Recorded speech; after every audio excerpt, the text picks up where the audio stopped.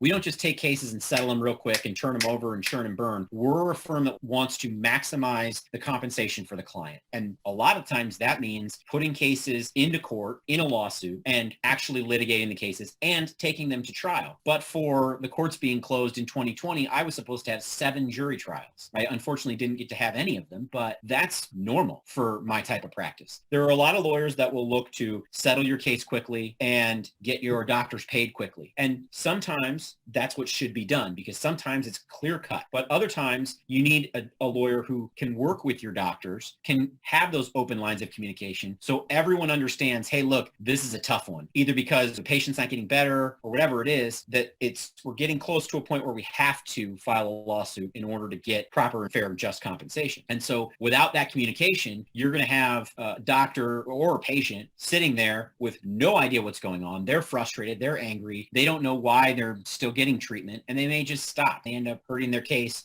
or hurting themselves because they're not finishing their treatment. They're not following what their doctor says, and they're not part of the communication process. I think everybody needs to be brought into that process. The patient, the doctor, myself, and anybody else that's relevant. If there's other doctors beyond you, you're the quarterback here, and you may pass the ball to somebody else, but you're still the quarterback. And so your communication with that other doctor is important, but it's also important that I know so I can communicate with that other doctor and we can all be on the same page so we can get the best interest of the client/patient put first. Yeah, that makes 100% the basis of everything that I like to do. The one thing that happens is when you start involving multiple doctors, the worst thing we don't want is we don't want to have multiple different diagnoses pointing to different areas that just is going to confuse people. But what I found is a lot of times, it's not that we have a different diagnosis.